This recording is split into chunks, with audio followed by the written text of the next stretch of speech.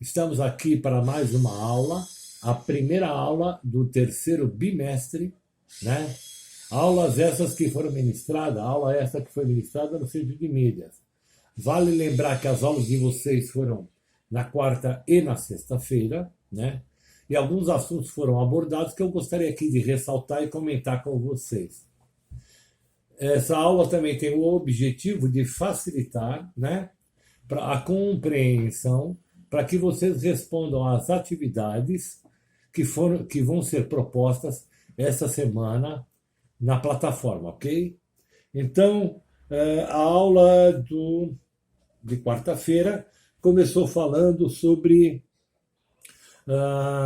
o que foi o golpe militar de 1964, né? O golpe civil-militar de 1964. Né? E aí ele começa dizendo, né, ele faz uma retrospectiva, né, temos que ter essa retrospectiva para que nós entendamos melhor, né, como é que o Brasil chegou numa ditadura militar, e tudo começa com o governo de Getúlio Vargas, né, que nós já estudamos, que vocês têm bem claro aí na mente. Né? Governo esse que foi de 1930 a 1945, né? Onde, por um período, Getúlio Vargas já faz a primeira ditadura militar, né? Cerceando os poderes dos sindicatos, proibindo partidos políticos, né? Vigiando o que era escrito e falado na mídia. Era uma forma de controle e de manipulação que já começa com Getúlio Vargas. Né? Depois, ele fala também do governo de JK, que nós já estudamos nas aulas anteriores, que vai de 1956 a 1961, né?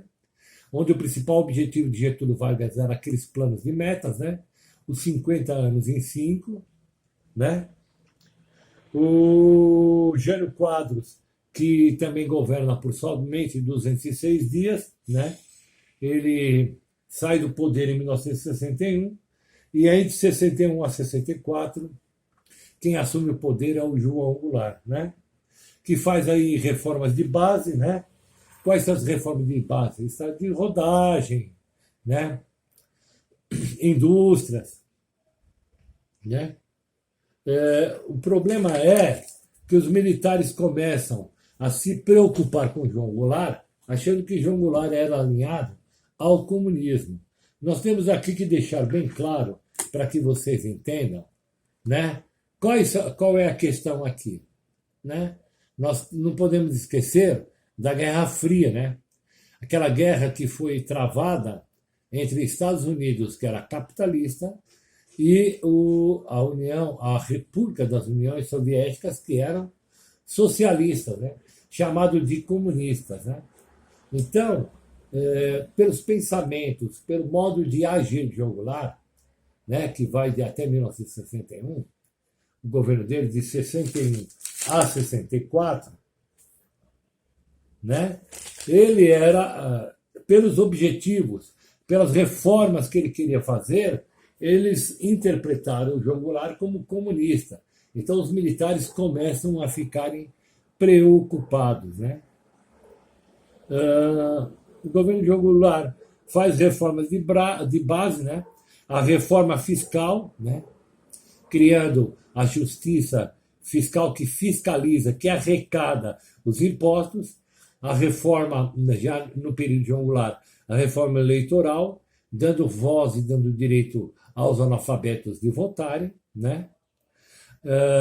Também de poderem votar os militares de baixa patente, né? Soldados, cabos, sargentos, né?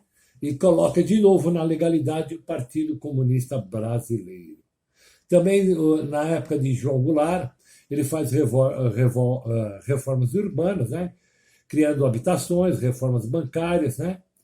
Fazendo com que o povo menos favorecido possa ter acesso ao crédito, né?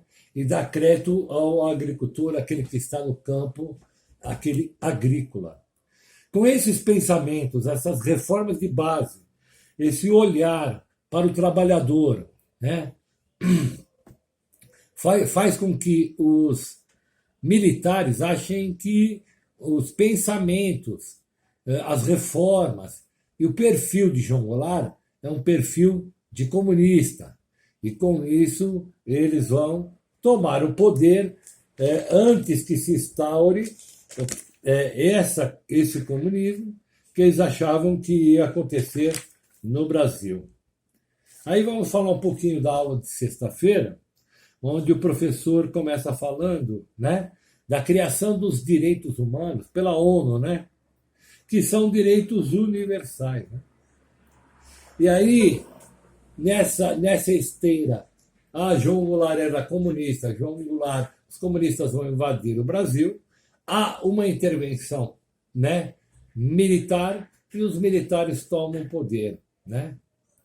E aí é criado quem é o primeiro eleito de forma indireta e que toma posse no Brasil em 1964 é o general Humberto Castelo Branco, que vai criar os atos institucionais. Que são atos institucionais? São leis, formas de lei que desautorizavam a Constituição, para vocês verem. A Constituição Federal é jogada no lixo. E esses atos institucionais tinham a prerrogativa que era superior à Constituição. E o primeiro ato institucional 1, dá autoridade a Humberto Castelo Branco de caçar mandatos, tanto esses mandatos federais, estaduais ou municipais. Né?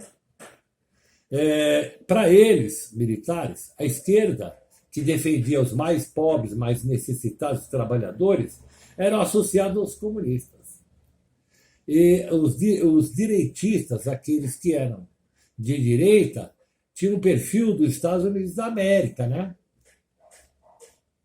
E aí, com isso, com esse ato institucional primeiro, vai haver a dissolução do Congresso, o Congresso vai ser fechado, e quem vai mandar no poder e ditar as ordens e regras são os militares. Né? E aí, já em 1967, na figura do Arthur da Costa e Silva, né, vai ser feita a criação do Ato Institucional 5. Por que o Ato Institucional 5? Porque foi o mais violento, o mais